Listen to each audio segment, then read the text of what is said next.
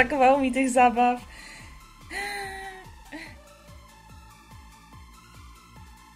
Karnewal. Wiem, że winda wyglądała na świetną piniatę, ale cukierków byś tam raczej nie znalazł.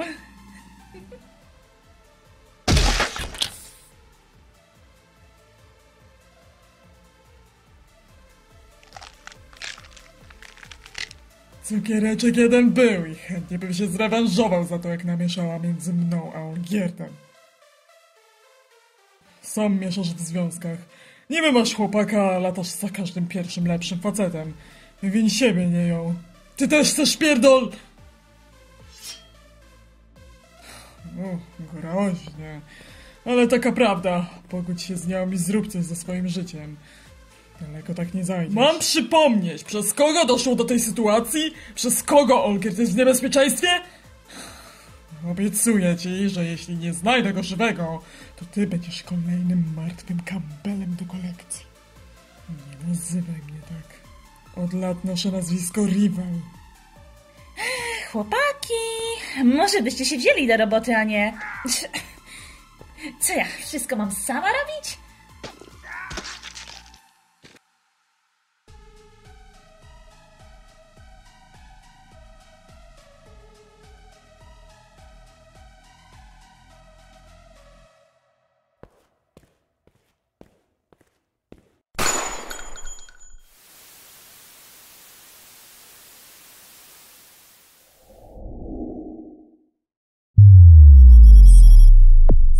By Short Haircut LPS.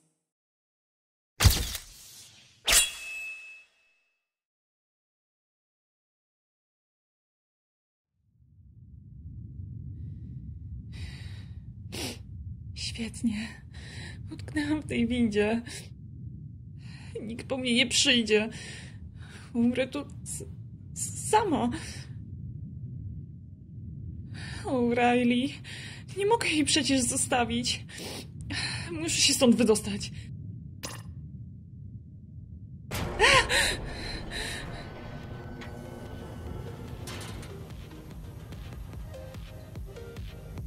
Ruszyła? Tak nagle? Cody! Długo tu siedziałaś? Już myślałam, że nikt po mnie nie przyjdzie. Tak się złożyło, że miałem chwilę, by po ciebie przyjść.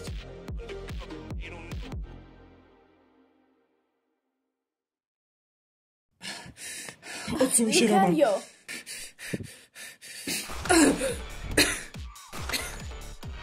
Jest martwy. Dziękuję, ale dałabym radę się schować przed nim. 2 na 1. No cóż, nie żeby to stanowiło jakiś problem. Ciekawe.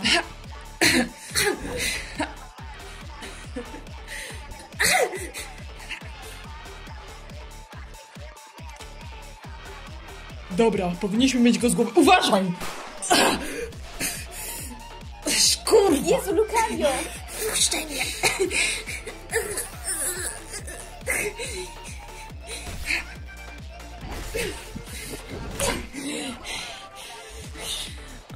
Musisz troszeczkę popracować nad refleksem.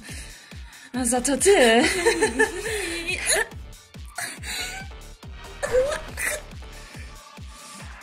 Chodź, wycofujemy się. Dobrze, tylko ostrożnie. Tak znacznie lepiej. Z rozwaloną głową ci do twarzy. Chodźcie, schowamy się tutaj. Dorwiemy ich później. Wycofujemy się. Odpuść sobie już zamknij Dobra, drzwi. poszli Trzeba już. to opatrzyć. Czy ty musisz być taki lekkomyślny? Co jeśli by trafił w jakiś narząd wewnętrzny czy tętnicę? Było blisko. Moja łapa. Wiem, że w takich przypadkach jestem bezbronna, ale... Najważniejsze, że nic ci się nie stało, Roma. W końcu obiecałem, że będę cię Bronić bronić. to jedno, ryzykować własnym życiem to drugie. Zawsze mogłam się schować, czy uciec. Lekkomyślne czy nie, musiałem to zrobić. Twoje zachowanie natomiast było głupie. Powinieneś bardziej uważać do cholery. Musimy to jak najszybciej opatrzeć. Strasznie krwawisz. Nie widziałam spadającego pocisku, więc pewnie mamy do czynienia ze ślepakiem. No nie wygląda to najlepiej. Użyję gazików i opaski uciskowej, która powinna spowolnić krwawienie. Nie wygląda na to, by któraś z tętnic została naruszona. Wytrzymaj jeszcze trochę. Masz zawroty głowy? Poza tym czuję się w porządku. Fakt, utraciłem trochę krwi, ale nie kręci mi się w głowie. To moja wina, jestem bezużyteczna. Roma, nie jesteś bezużyteczna. Jesteś ważną częścią naszego teamu, chociażby w Gdyby tym była momencie. ważniejszą częścią naszego składu, to byłabym zdolna zrobić coś więcej niż marne opatrzenie. Muszę cię osłaniać, inaczej nie będziemy mieli pomocy medycznej pod ręką. Dobrze, zwiedziliśmy prawie cały górny poziom bloku D. Została ostatnia sala. No i niższe poziomy.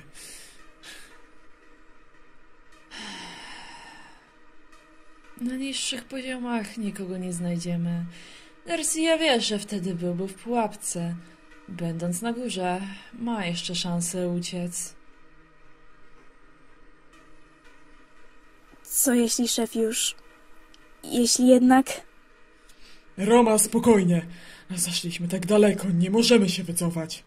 Wiem po prostu, co jeśli moja pomoc nie wystarczy? Wtedy przewieziemy go do szpitala helikopterem.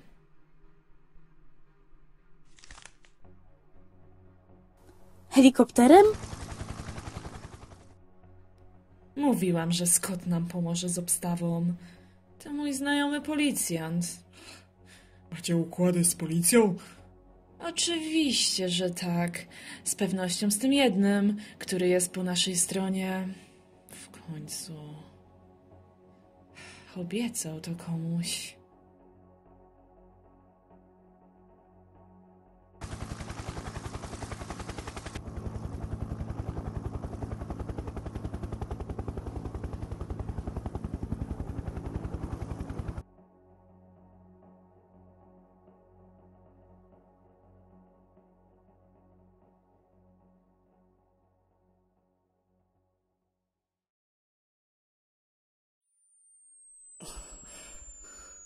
Czyli zginę tak samo, jak miałem zginąć.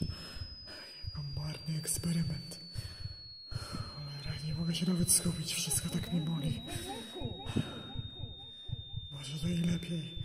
A moja egzystencja, bo życiem bym tego nie nazwał. I tak niewiele znaczy. Tylko chwilę podziemia. Kompletnie zjebałem wszystko. Działa sama, wezwała podziemie. Co z karnawalem? Powinienem go przeprosić za to wszystko. Może nie, może on nawet nie wie. Bo wie, mam je gdzieś. Po ostatniej kłótni. Wkurzyłem go. Co rzadko się zdarza. Nienawidzi mnie. Może faktycznie lepiej to skonać. Wtedy wszyscy by mieli święty spokój. Ja tak samo. Chyba chciałeś powiedzieć za kratki.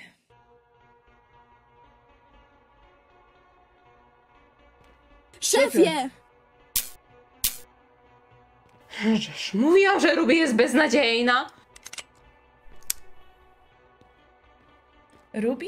O, mówisz o tej chodzącej parówce.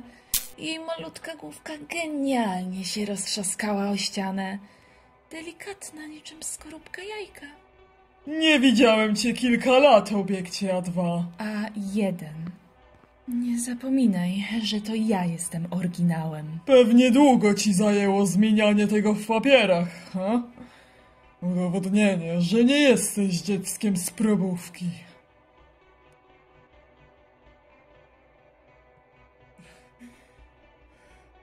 Olgierd! Garcia, ty nie wiesz, że ta kurwa! Powinniśmy się ciebie pozbyć od razu! Puśćcie go albo... Albo co? Ty pewnie jesteś tym ćpunem, za którym się tak uganiał tyle czasu. Uganiał? Shirley. Ach, to ta Shirley. Nie wiem, co do mnie masz, ale odsuń się od niego w tym momencie, bo nie ręczę ze siebie. Czyżby walka o dominację? Dlaczego miałabym się odsuwać od swojego chłopaka? Nie bądź śmieszna. Olgierd by nie poleciał na taką raszplę inwalidkę.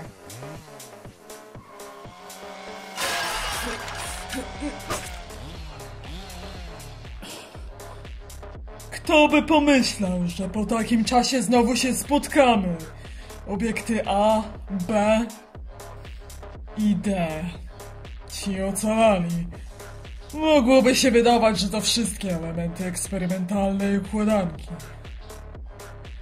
Tak, nie tym razem. Dobrze wiesz, że to nie my wymyśliliśmy projekt. To nie my zadbaliśmy o środki na wykonanie. To nie my zabiliśmy obiekt C. Ryan! Nazywał się Ryan, gówniarze! Tak ciężko wam zapamiętać imię niewinnego dzieciaka? Dzieciaka, który był waszym rówieśnikiem? Dzieciaka, który przychodził to samo co wy? Zginął na stole! Na tym samym, na którym potem was badano w kontynuacji projektu? Jego śmierć nie zmieniła nic w postępach badań. Nie rozwinęła procesu. Po tygodniu nikt już o nim nie mówił. Nie mogłem mu wyprawić nawet odpowiedniego pochówka. Jego ciało zaczęło się rozkładać w niesamowitym tempie. Kwas z leków wyżerał jego mięśnie, jego kości. Resztki, jakie z niego zostały, potraktowano jak biohazard, który trzeba było odpowiednio zutylizować. Moje jedyne dziecko rozpłynęło się na stole, a wy dalej żyliście. Dalej żyjecie. To wy powinniście zginąć, nie on. To ty na to pozwoliłeś. Ty go to przyprowadziłeś. Jeśli ma zginąć winny tego incydentu, to możesz już sobie strzelić kulkę w łeb. Powinieneś już dawno. 15 minut. Zbierajcie się. Olgierd nie miał nic z tym do czynienia. Mogłeś śmiało zaatakować kogoś z naszej trójki, a wybrałeś jego, również niewinną osobę. To, że jego rodzice brali w tym udział, nie znaczy, że jest współwinny. Dokładnie. Jesteś strasznym mięczakiem, Lawrence. Skoro zamiast wybrać kogoś równego sobie, wybrałeś kogo popadnie. Kogo popadnie? A to wy naprawdę nie wiecie? Nie wiemy czego. O co tu chodzi? Wasz, jak sądzę, przyjaciel, Olgierd Campbell, był zamieszany w ten incydent. Nie wybrałem go za swój cel z przypadku. O czym ty mówisz? Jak to zamieszany? O tego to ja nawet nie słyszałam. Był tu jako kandydat, ale jako że skończyłoby się to mizernie, to jego matka wycofała ofertę jego udziału. Jednakże w dniu śmierci Ryana, obiektu C, był tu w odwiedzinach. I to on doprowadził do jego śmierci! Niemożliwe! Zmyśliłeś sobie tą bajeczkę. Wiedzielibyśmy o tym po tylu latach. Z tego co widzę, to nie wiedzieliście. A wasz przyjaciel nie był z wami szczery. Chwila. Raz widziałam przez okno jakieś inne obce dziecko podczas skanów, ale nie pamiętam tego za dobrze. Co? No co, Campbell? Myślałeś, że będziesz całe życie ukrywał fakt, że uśmierciłeś jeden z obiektów? Bezkarnie? Że równie dobrze mogłeś zabić kogoś z twoich obecnych przyjaciół? Chociaż po czymś takim ciężko tu mówić o przyjaźni, o zaufaniu. O, czyli ty też nie wiedziałaś, Jalo. Nie nazywaj mnie tak! Wybacz. Myślałem, że nie przeszkadza ci. Ani kroku dalej! Clover, ani kroku! Puścicie nas wolno, albo Olgierd dostanie fajne lekarstwo. Odsuń się od niego! Karnewal, uspokój się. Zaczyna się robić ciekawie. Czyli poznajecie substancję kategorii pierwszej. W normalnym przypadku nazywasz te badania normalnymi? Myślisz, że zdążymy przed wybuchem? Kij wie, jeśli to się będzie tak przyciągać, to musimy się pomału zbierać. Pozostaniemy pogrzebani. Oj, nie przesadzaj, D1. Badania to badania. Jeśli przeprowadza się je powoli, to można się z czasem przyzwyczaić do efektów ubocznych. Tak, zdaję sobie sprawę, jednak z Campbellem zaczęliście dawkowanie dopiero teraz. W takim razie wiesz, jak to się skończy. Mogę podać mu lek nawet w tym momencie. Może nie umrze. Chociaż kto tam wie. Nawet nie próbuj, psychopatko. Może zginąć już. Albo puścicie nas i przeżyje. Może wam go oddamy, jak już będziemy mieli jego następstwo. Chociaż dalej moglibyście chcieć krzyżować nam plany. A więc to dość ryzykowna propozycja. Co zamierzacie? Dogadamy się? Mógłbym nawet wam oszczędzić życie. Zapomnieć o tej sprawie na jakiś czas. Ale ceną za to jest wasz współpracownik. Bo chyba kolegom już go nie nazwiecie. Nieźle. A masz ty! Frida, co ty odkurwiasz? Nie chcę umierać! Karneval, trzymaj! To moje przeprosiny! Nie! Ty mała!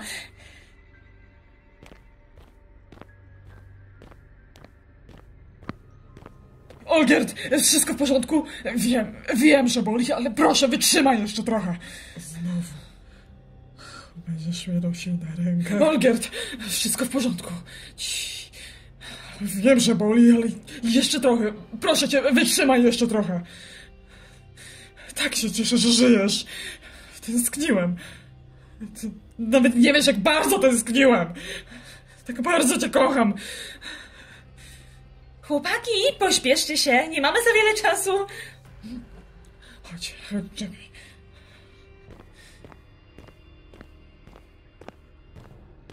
Roma, idziemy. Zajmiemy się szefem na zewnątrz. Żeż cholera. Co teraz, Garcia? Teraz Garcia przyzna się, że przegrał. Nie wątp w młode pokolenie. Nowe podziemie jest 2 razy mocniejsze niż wasze stare. Więc... Nie. Jeszcze nie przegrałem. Błagam. Twoi współpracownicy uciekli. Część zginęła. My odzyskaliśmy członka naszej organizacji. Jesteś w potrzasku. Możesz iść z nami i spędzić resztę życia za kratkami. Albo pogrzebie cię żywcem wraz z tym całym przeklętym laboratorium, które za chwilę zostanie rozniesione przez ładunki wybuchowe. Szach, mat. Nie masz dużo czasu na decyzję. W takim razie... Jeśli mam zginąć tu, to ty zginiesz razem ze mną.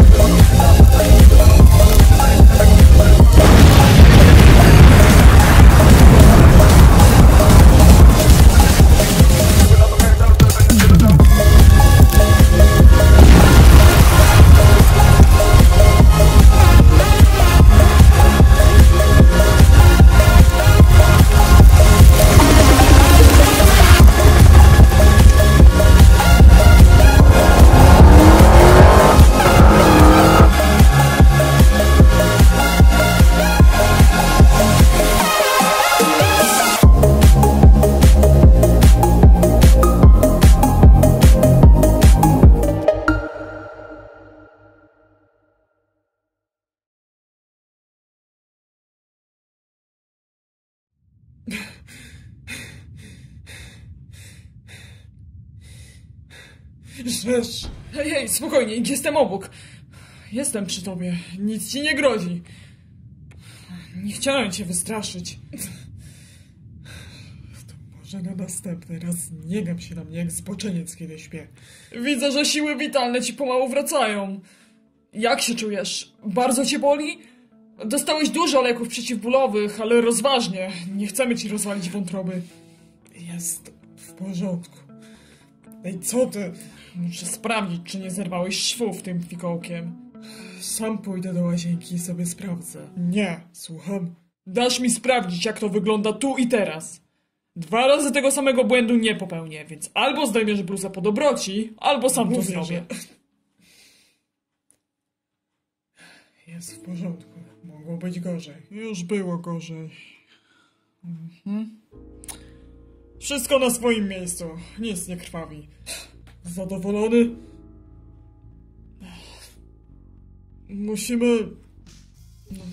Musimy poważnie porozmawiać. Słowo poważnie z twojego pyska brzmi wręcz nierealnie. Możemy to zostawić na jutro. Żarty sobie robisz? Nie uważasz, że w ostatnich dniach wydarzyło się za dużo? Że wypadałoby o tym porozmawiać, wytłumaczyć, omówić wszelkie wydarzenia czy fakty? Przez kilka dni próbowaliśmy cię znaleźć po tym, jak po naszej kłótni wyszedłeś. Mówiłeś, że będziesz uważać. Sądziłem, że wrócisz za godzinę lub dwie. Wiem, że cię zdenerwowałem i potrzebowałeś chwili samotności, że musiałeś odreagować, ale nie dawałeś żadnego znaku życia, a ja czekałem, dzwoniłem. Nie chciałem cię urazić, ani tym bardziej się z tobą kłócić. Nie chciałem, by sprawy się tak potoczyły. W porządku. Kłócimy się cały czas. Nic nowego. Nic nowego? Olgierd, to było coś zupełnie nowego. W końcu żadna nasza wcześniejsza kłótnia nie skończyła się wypadkiem samochodowym, porwaniem i zmuszeniem do brania udziału w laboratoryjnym eksperymencie. Roma powiedziała mi coś, co nie daje mi spokoju. Czy ty to wszystko zaplanowałeś? Nie mówię o walce z Garcją i jego gangiem. Mówię o wypadku. Czy ja skrzywdziłem cię na tyle, by robić sobie taką krzywdę? Nie miałem wpływu na te wydarzenia i nie zrobiłem tego specjalnie. Wkurzyłeś mnie. Jak zawsze. Wyszedłem, by przemyśleć sprawę. Jeżdżąc przy tym jak wariat! Obiecałeś, że będziesz uważać! Do tego wsiadłeś za kółko po winie. Przypominam, że potrafiłem prowadzić auto nawet po wstrząsieniu mózgu wraz ze złamanymi żebrami. Więc jak do tego doszło? Jak to się stało, że w jednym momencie byliśmy razem w domu, a chwilę później skończyłeś w roztrzaskanym wozie w środku lasu? Dlaczego po tym słyszę od Luki, że podobno ci nie zależy na życiu? Tobie nie zależy? Olgierd, jak może ci nie zależeć na życiu? Masz mnie, masz Megan, jesteśmy przyjaciółmi. Wiesz, że możesz na nas liczyć, rozmawiać z nami, kiedy nas potrzebujesz. Cały czas insynuujesz, że wróciłem do nałogu. Nie ufasz mi w tej kwestii. A tymczasem to ja znajduję jakieś podejrzane leki w łazience. Ty nigdy nie ukrywałeś żadnych medykamentów przede mną. Wszystko trzymasz w kuchni, bandaże, opatrunki, leki na serce, suplementy. Mówiłeś mi o tym, żebym w razie W wiedział, jak mogę ci pomóc i co podać.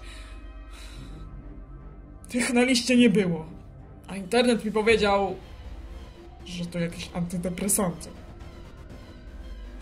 Nie brałem ich. Ale chyba powinieneś, skoro masz je przypisane. Powinieneś mnie też poinformować o tym, jak naprawdę się czujesz. Na pewno byłoby to dla ciebie lepsze niż targanie się na własne życie. Była próba samobójcza. Skoro gadałeś z Luką, to dziwne, że się nie pochwalił tym, że z zawodu jest mechanikiem i że to najpewniej on uszkodził hamulce samochodu. Nie doszłoby do wszystkiego, gdyby nie on. Wróciłbym jak zwykle, a po tej kłótni wygoniłbym cię spać na kanapę.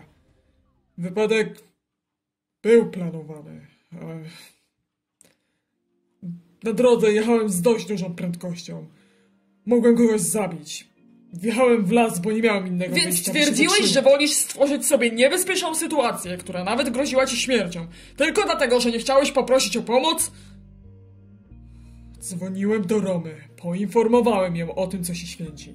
Kazałem jej przyjechać właśnie po to, by mogła opatrzyć obrażenia i powiadomić resztę, bo w lusterkach widziałem, że ciągle jedzie za mną jedno auto.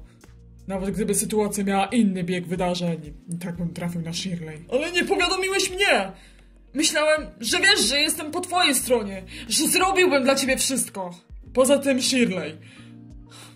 Dobrze wiedziesz, czy miałeś dziewczynę i nic o tym nie wspomniałeś, ale nie chcę się teraz na tym skupiać.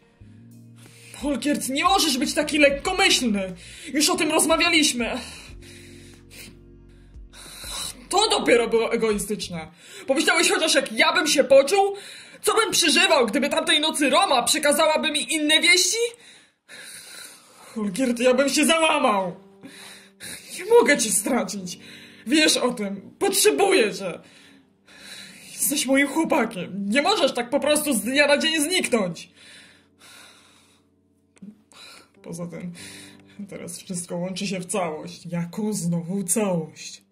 Nie powiadomiłem cię, bo nie dałbyś rady się tak szybko dostać na drugi koniec miasta. Piątka była dyspozycyjna, na jej umiejętności bardziej przydatne. Ale jestem twoim chłopakiem do cholery! Czy ty po tylu latach nie możesz zakodować, że interesuję się tobą? Dbam o twoją osobę jak mogę. Częste łączenie leków z alkoholem. Jeżdżenie autem jak totalny wariat. Wpakowywanie się w niebezpieczne sytuacje. Zaprzestanie pragnienia leków na serce. Przestań. To czemu Roma była tu zamiast u ciebie? Zamiast ci pomóc, co? Na to sam sobie możesz odpowiedzieć. Dowiedziałem się o proszkach Fridy. Shirley mówiła, że mogą być niebezpieczne. Musiałem wybrać, więc do cholery wybrałem. Wybrałem ciebie zamiast mnie. Nie chciałem, żeby coś ci się stało. Byliśmy po kłótni i ja odreagowałem jazdą. Ty mógłbyś odreagować prochami. Chroniłem twój tyłek. Własnym zdrowiem. Więc zastanów się 2 razy, zanim nazwiesz kogoś egoistą. Aż tak mi nie ufasz. Poza tym, to ty mówisz o znikaniu? Ty mi to wypominasz? Naprawdę? Istnie żałosne. Tak, wypominam, bo jestem jaki jestem, ale umiem otwarcie powiedzieć, o co mi chodzi. Umiem powiedzieć, co czuję. W tamtym momencie cholernie się bałem, że cię więcej nie zobaczę. Że to moja wina, że sprawiłem ci przykrość. Nawet jeżeli tego nie zamierzałem. Że byłem chujowym partnerem. Byłem zły, smutny, przerażony, a jednocześnie tęskniłem. Brakowało mi ciebie. I w tamtym momencie oddałbym wszystko. Wszystko, by móc cię mieć znowu w swoich objęciach. Chyba nie powiesz mi, że dramatyzuję. Że przesadzam. Też musiałeś coś czuć. To nieistotne. Sprawa skończyła się dobrze. Oboje żyjemy i mamy się dobrze. Czego jeszcze chcesz? Chcę pierdolonej prawdy. Prawdy? O jakiej prawdzie do chuja mówisz? O jakiej prawdzie do chuja mówisz? Jak niby miałem się czuć? Najpierw doprowadzał chłopaka do załamania przez swoją głupotę i to, że nie umiem liczyć na nikogo innego poza sobą. Nawet na szczersze przeprosiny nie były w stanie naprawić mojego błędu. Tyle, że i o wspólnej nocy, gdzie mogłoby się wydawać, że sprawa jest wyjaśniona, na następny dzień widziałem cię z inną laską. Czy taki jestem beznadziejny? Taki kurwa inny, nic nie warty? Zawiodłeś się na mnie i szukałeś pocieszenia u kogoś innego. Może po prostu szukałeś kogoś innego, bo ja ci nie wystarczam. Co? Nie. Poszedłem na spotkanie z nią, bo szperała ci w biurze. Chciałem wyciągnąć od niej informacje, nic więcej. Informacje informacjami. A wy się obściskiwaliście w tej kawiarni.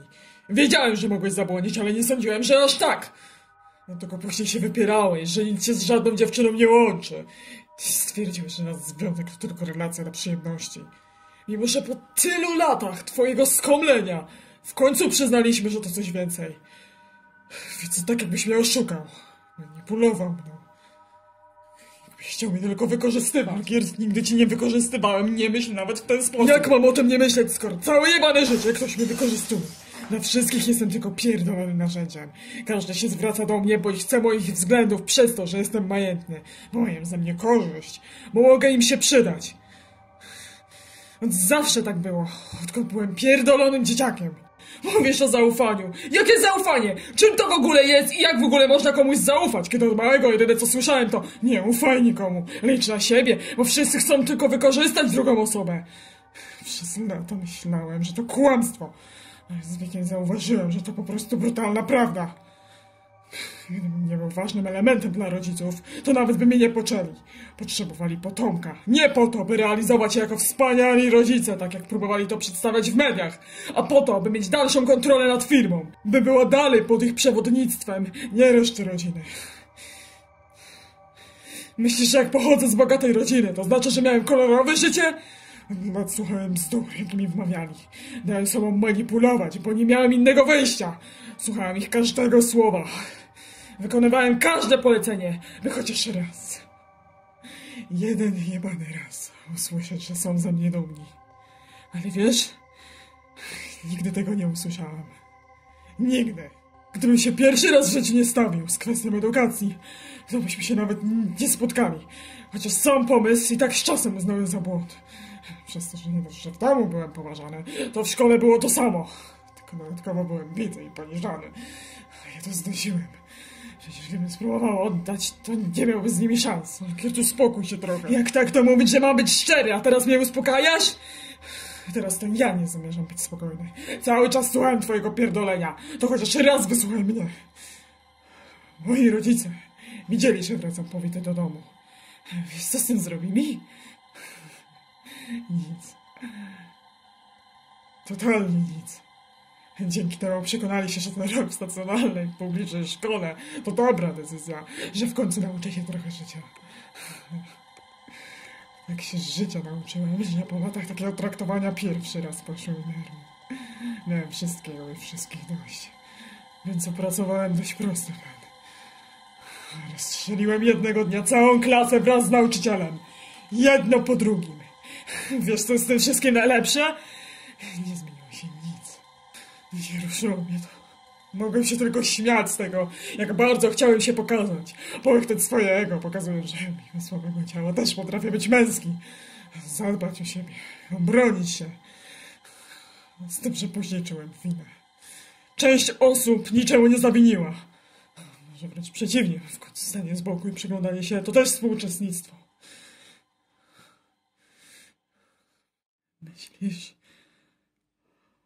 Myślisz, że nie chciałem tego skończyć? Myślisz, że tamtego dnia nie chciałem zakończyć swojej historii? Miałem dobrą okazję na to, by strzelić sobie kulkę w łeb. Olgierd, uspokój się trochę. Chciałeś prawdy, to masz! W tamtym czasie mi już na niczym nie zależało. Co? Absurd. W szpiku kości. Inny. Ten, co nie pasuje do reszty. Nieludzki. Olgierd... No co, Olgierd? Nie możesz poświęcić chwili na wysłuchanie w końcu... Ty płaczesz. Co? Ja nie sądziłem nawet, że te sprawy sięgały aż tak daleko. Nigdy nie mówiłeś. Gdybym wiedział... To co? Co byś niby zrobił? Nic byś nie zrobił. To przeszłość. Przyszłość, której nie zmienisz. Prawda? Mogłem powiedzieć o laboratorium. Ale nie potrafiłem. Szczególnie po tym, jak dowiedziałem się, jakie katusze przychodziłeś tam z Megan i Winoną. Nie potrafiłem się przyznać, że byłem tam i to widziałem.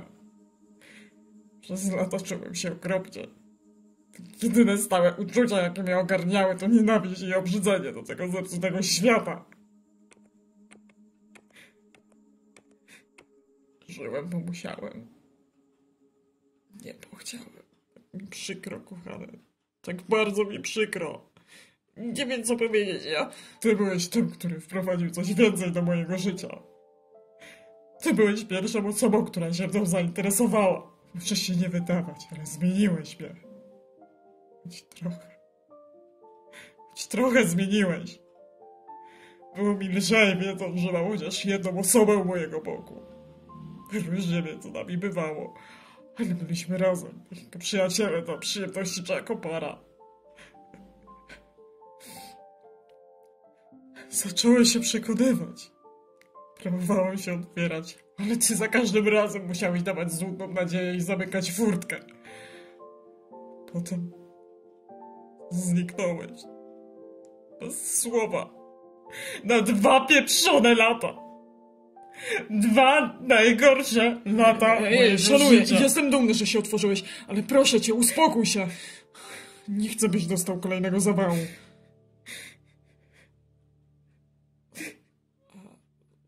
O to się nie martw. Przed tym wszystkim napisałem do Romy. Czekam pod domem. W razie gdyby coś się miało stać. Naprawdę zorganizowałeś pomoc wcześniej? Miałem przeczucie, w jakim kierunku pójdzie ta kłótnia. Nie chciałem, żebyś znowu panikował czy się bał. Olgierd, i też. Zależy. Nawet bardzo. Przepraszam. Często nie pomyślę, zanim coś powiem. Zawsze zakładam, że moja obecność cię drażni, denerwuje. Że sprawiam sam kłopot, będąc blisko. Nieraz się to potwierdziło. No, tak mi cholernie przykro, że tyle czasu było ci tak źle, ale nie powiedziałeś ani słowa. Nie jesteś dziwny ani inny. Jesteś dla mnie wszystkim, niezależnie jaki jesteś. Najważniejsze, że jesteś. Tyle mi wystarczy. Nigdy nie miałem żadnych oczekiwań wobec ciebie. Zawsze uważałem, że jesteś mądry, przystojny. I nigdy bym nie pomyślał, by wykorzystać cię dla rzeczy materialnych, czy dla seksu. Twoje istnienie jest dla mnie bardzo ważne. Ty również mnie trochę zmieniłeś. Nauczyłeś pewnych rzeczy i... Olgierd? Olgierd? Zasnąłeś. No tak. Musiało cię to sporo kosztować. Z pewnością cię to sporo kosztowało. Dawno się tak nie tuliliśmy. Brakowało mi tego.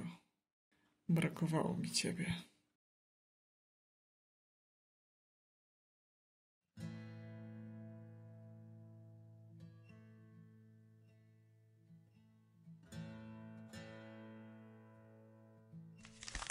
Więc podsumowując wszelkie sprawy prywatne, jak i zawodowe, postanawiam cię zatrudnić. Jeśli tylko oczywiście zechcesz. Naprawdę? Myślałam, że nie jestem mile widziana i będziecie chcieli mi oddać w ręce policji. Słyszałem o twojej sytuacji życiowej. Prywatnie też nam bardzo pomogłaś, więc jestem w stanie dać ci drugą szansę. Nawet jeśli zawiniłam? Byłam okropna i brałam udział w tych głupich zagraniach. Przecież w końcu... Chcesz tą robotę czy nie? Spokojnie, nie zrobię ci krzywdy. Trochę rozmawialiśmy z szefem i doszliśmy do wniosku, że możemy dać ci drugą szansę w firmie. Nie wierzę w to. To prawda, obowiązki wykonywałaś wzorowo. Masz smykałkę do dokumentów. Jeżeli nie będziesz się więcej bawić w krętactwa czy podrzucać potrzebą narkotyków, to czemu nie? Naprawdę oferujecie mi pomoc? Czy to nie tak, że teraz i tak jesteś w czarnej dupie? To znaczy w tarapatach. Garcia zginął w podziemiach. Twoje układy z nim są nieaktualne. Bez pracy nie będziesz miała dochodu, nie utrzymasz siostry. Trafi do domu dziecka, a potem kto wie, może ktoś ją adoptuje, już jej nigdy nie zobaczysz. Nie pozwolę na to. W takim razie zgadzasz się? Oczywiście będziemy cię mieli na oku, ale jeśli od tej pory będziesz szczerą i lojalną pracownicą, to nie widzę przeciwwskazań, by cię zatrudnić. To swego rodzaju wdzięczność z mojej strony za pomoc w uwolnieniu mnie z rąk Lawrensa i Clover. Jest mi bardzo miło. Dalej uważam, że to dużo jak na podziękowanie. Może gdybym zachowała się inaczej, część tych wydarzeń by się nie wydarzyła. To już przeszłość. Nie tkwijmy w niej zbyt długo. Można się w niej tylko zatracić.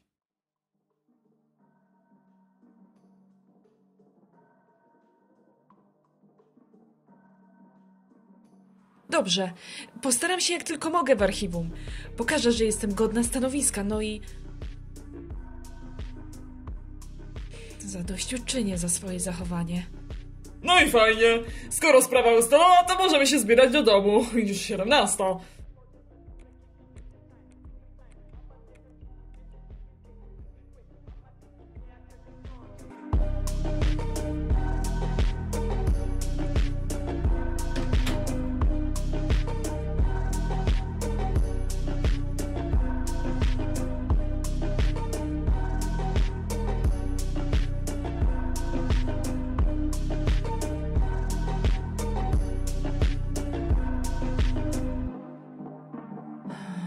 Może duże korporacje nie są takie złe.